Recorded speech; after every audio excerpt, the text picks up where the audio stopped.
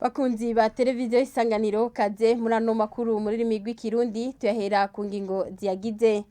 Ibibanza bitandatu bishasha byo kwipimishamwo umugera wa COVID-19 byashyizeho n'umugwi ujejwe kugwanya uwo mugera murabikurikira muri ano makuru n'abadandaza bakorera mu kibanza kidandarizwamwo amafi ku isoko ya Kotebu barashimishwa n'ibikorwa byo gusibura ikinogo cari kirengewe n'amazi y'imicafu ava mu mihana y'abantu. Ido nido ryano makuru ni mukanya sangwe ikaze.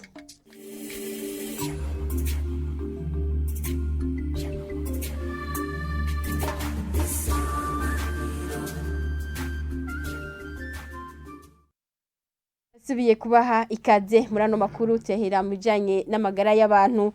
Ibibanza bitandatu vyiyongera ku vyari bihasanzwe byo kwipimishirizamwo umugera wa COVID-19 byashinzwe hano mu gisagara ca Bujumbura n'umugwi ujejwe kugwanya uwo mugera. Uwo mugwi ukaba ushikiriza ko ibitigiri by'abandura muri no misi bitera vyiyongera. Muganga Sylvie Nzeyimana arongoye ubushikiranganje bw'amagara y'abantu yibutsa abanyagihugu kwikingira tumukurikire. Twabonye ko muri no misi abantu banduye uwo mugera wa coronavirus bariko bariyongera mu gihe twari tumaze amezi atari make abantu banduye uwo mugera baragabanutse, ariko naho abantu tubona banduye ari benshi baguma biyongera, twahumuriza abenegihugu ko abo basanze bose baranduye uwo mugera barabashira ku miti, kandi abantu bose bari ku miti ubu bameze neza. Nta bantu benshi bari mu bitaro kubera, ariko twabonye yuko muri no misi abaza kwipimisha ari benshi cane. Twabonye ko ari ngombwa bikenewe yuko hokongerezwa ibibanza vyo gupimiramwo kugira ngo abantu ntibagire umurongo munini baje kwipimisha, ari navyo bishobora no gutuma hariho n'abashobora kwandurira kuri uwo murongo w'abatonzeko.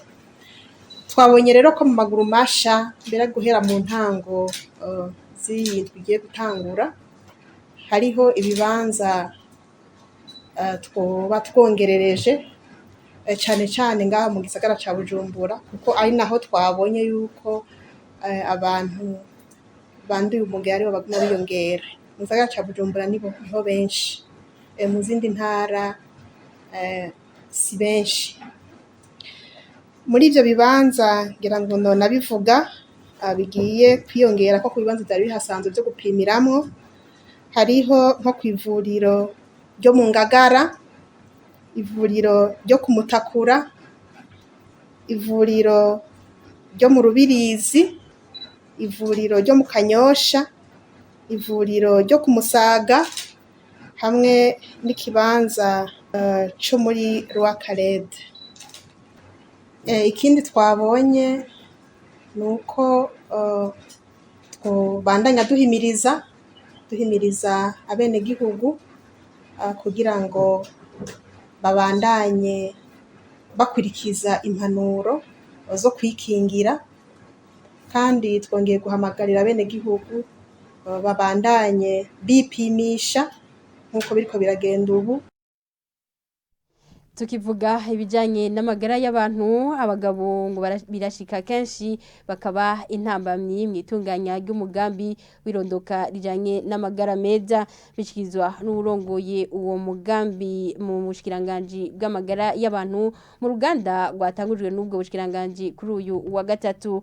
Warongoye uwo mugambi asaba abakenyezi kwima amatwi abavuga ukutariko ibijanye n'uburyo bwo gutandukanya imvyaro. Nicole Ninazwe.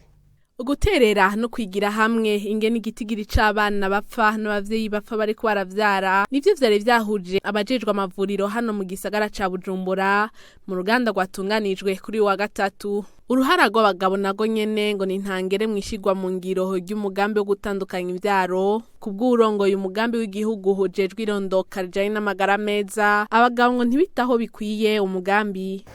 Inama twakoze mu mezi aheze byaribonekeje yuko benshi bavuga bati abagabo baratana uwo mugambi abakenyezi ukamenga uwo mugambi uraba abakenyezi bonyene. Gutandukanya imvyaro si igikorwa c'umukenyezi gusa, gutandukanya imvyaro ni igikorwa c'abantu babiri kandi murazi yuko urugo ari babiri, urugo n'umugabo n'umukenyezi mbere n'abana barajamwe. Rero dusaba yuko abagabo boshigikira abakenyezi mw'uwo mugambi ukorondoka ku rugero. Ibitigiri vy'abakoresha uburyo bwo kwirinda imbanyi itifujwe biracari hasi naho leta y'u Burundi imaze gukora ibitari bike kugira ngo umugambi ushike ku rugero rwiza. Uwo mugambi ukaba ufise akamaro kanini mu kurwanya igitigiri c'abana n'abagore bapfa bariko baribaruka. Iyo imbanyi zigenda zegeranye igitereko c'umukenyezi kirashobora novuga kuruha, hari igihe bishobora kugira ingorane ku mbanyi iri mu nda. Nico gituma rero tuvuga tuti umuvyeyi atandukanye imvyaro. Muri urwo ruganda nyene hagarutse kandi ikibazo ku bihuha bivugwa ku buryo bwo kwikingira imbanyi itifujwe. Si on peut dushoboye kumenya bimwe mu bihuha bivugwa ku buryo bwo kwikingira imbanyi, bimwe duhora tuvyumva, ariko vyoba vyiza dushoboye kubimenya tukavyegeranya tukanabishikiriza abatwitura. Urongoye umugambi PNSR yahumurije abaraho ku buryo bukoreshwa mu gukinga imbanyi itifujwe ataco bwonona. Yanahamagariye abakenyezi kutitaho umwe n'ivyo bihuha ahubwo ngo bakurikize uburyo bwiza bwo gutandukanya imvyaro. Arakoze mugenzi wacu Nicole nini nahazwe mu bijanye n'isuku. Abadandaza bakorera mu kibanza kidandarizomwo imikeke ni kwisoko ya Kotebu barashimishwa n'ibikorwa byo gusibura ikinogo cari kirengewe n'amazi y'imicafu ava mu mihana y'abantu ivyatuma hanuka. Omer Ndowaya ufatiye ku kunasuma n'umurinda tembako wo kwibaza ko ari amazi y'umwongo uhita ariko si n'umugende haba namba. Na amazi yamenye ikinogo cagenewe gucamwe imyanda kiri hagati mw'ibarabara ry'amabuye hepfo gato y'ijya Mutakura umanuka mu isoko ya Kotebu. Uhaciye wakigwa n'umunuko kuko iyo myanda yifatiye igice cyose c'ibubamfu kugera ku muryango mukuru w'isoko. Uruhande rurimwe ibidengeri vy'ayo mazi y'imyanda ni urucururizwa mw'ifi mbisi. Bamwe mu bahadandariza bavuga ko iminsi 3 iheze ayo mazi abateye bakababazwa nuko batakironka abaguzi kuko babura aho baca kugira babashikire ngo batinya kwandura indwara zifatiye ku isuku rike. Ibintu twebwe byaramaze kuturengera, nta bintu nk'ibi bishobora kuja mu isoko. Ibintu nk'ibi bafise imisega yabigenewe. Ibirogare byaruzuye biva mu ngagara bigatuma ayo mavyi aseseka mu ntuze mu bikiyosike bimwe byubatse ngaha mu isoko ya Kotebu. Abakira ntitukibaronka bivanye nuko umuryango bahora bacamwe mukuru wugaye, umunuko ni mwinshi, tuguma twicaye nta muntu ariko aradandaza gushika ino saha. Aimable Nduwayo, komiseri w'isoko ya Kotebu, yizeza abayikoreramwo ko ibintu bigiye gusubira mu buryo narijya babijejwe batanguye ibikorwa byo gusukura aho hantu. Cyari kinda gishinga nk'umurongozi w'isoko. Urabona haheze iminsi 3 ibintu byarataye inzira kubona yuko twateye akamo ababijejwe bakakumvira. No munsi turashimira Imana kubona no munsi bariko baraza kubikora. Twashaka rero tubabwira yuko ibikorwa biriko birakogwa tukako bashitse umwanya ukwiye nkuko umwanya twabasavye bariko baragerageza kubikora kugira bice inzira yabo. Twizeye yuko ibi bica bihera kandi ingorane yari ihari bace bayiheza bagenda bayiheje. Ico cyavuye ko twibajije yuko ari ubucafu bwazibiye ituyo iri ndani kwera hariho amarugare amamwe atagira imifuniko.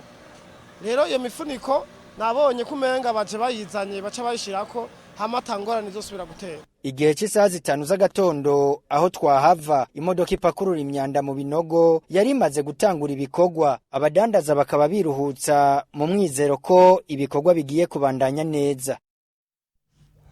Arakoze omehando wayo bamwe mu banyagihugu begereye ikiraro ca Muhani kwibarabara Bujumbura Rumonge barashimishwa n'ibikorwa byo gusanura imbibe z'ugoruzi basaba leta ko yoza irihuta mu gusanura benizo nyubako zitarasinzikara Ahmele Motore.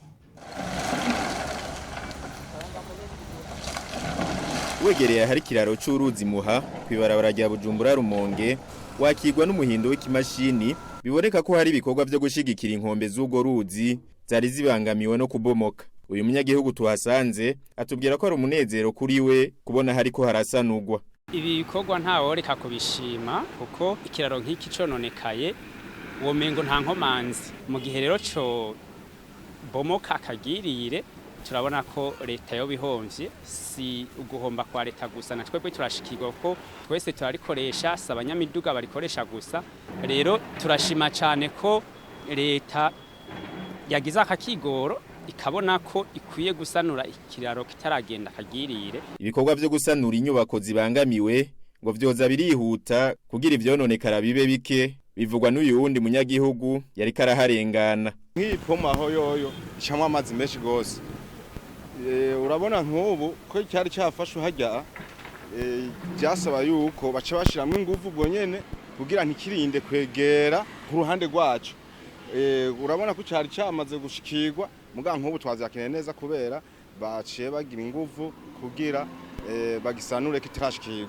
Kubw'uyo munyagihugu igwirerana ry'abantu rituma bubaka hafi y'inzuzi no kudakingira ibidukikije biri mu bituma bene izo nyubako zisambuka. Agasaba leta kubitorera inyishu. Abajejwe inyubako nuko ico kibazo bogifata mu ntoki ubwa mbere bagakora ibishoboka vyose kugira ngo haboneke ibigabanya umurindi w'amazi mu gihe imvura yaguye kugira ngo umurindi w'amazi woje ngaha ugabanuke. Nuko leta yoza irakurikiraniza inyubako ikabona neza yuko bikenewe mu kubaka ibintu nk'ibi yuko biriko birakoreshwa na nyarijya kubisaba uburyo bwinshi. Politike ewe Burundi rambaye nayo yokomeza cyane kuko ibi biti bagiye baricira uko kuntu imisozi itacambaye navyo biri mu bituma ibi bintu biza biraba. Leta yokomeza umugambi wo guteza ibiti bitandukanye haba ku misozi haba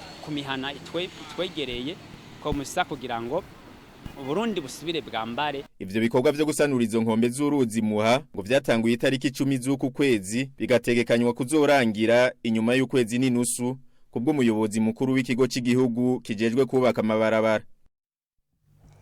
Arakoze mugenzi wacu Ahmele Mutore. Ano makuru tuyasozerere mu yavugwa mu makungu. Amakuru dukesha bagenzi bacu ba Eho News amenyesha ko ikigo c'abanyaburaya kijejwe gukwirikirana ivy'ingwara kimenyesha ko gucandaga gusa bitadoshobora kugabanya ingaruka z'ubwoko bw'umugera mushasha wa COVID-19 Omicron. Sheira Irambona. Amakuru dukesha Euronews amenyesha ko abahinga bo muri Hong Kong batoye ko ubwoko bwa variant Omicron yiruka mu mihogo no mu mahaha inshuro 70 gusumba ubundi bwoko bwose bwa COVID-19 ngo ivyo bikaba vyosigura igituma yandukira n'ingoga. Abahinga bakaba bahamagarira abategetsi kugira igikorwa gihanitse kuko ngo ubu ugucandaga gusa ntibizoshobora gukura ikibazo ca COVID gihari ngo no muri Angleterre igihugu caronse igitigiri gihanitse c'abagwayi ba COVID. Umushikiranganje wa mbere yemeza ko yizeye vaccin ngo mu Butaliyano naho bakaba bashizeho ingingo zikabije ku ngenzi ziva mu bihugu vya Buraya abaticandagishije bagatezwa kwiherera iminsi 5. Muri Pologne nabo bakaba bagabanije ku rugero rwa 30% abantu bashobora guhurira mu bibanza bita public. Ayo makuru akarangiza avuga ko izo ngingo zashizweho kugira abadozi biharuro bicandagisha mvuga ngo mu bihugu byose vya Buraya abadashigikiye kwicandagisha ngo ntibarashira amazinda. Arakoze mugenzi wacu Sheira Irambona ngaha cyo dusozera no makuru. Reka ndabashimire mwebwe mwese mwariko murayakurikira mugira ijoro ryiza.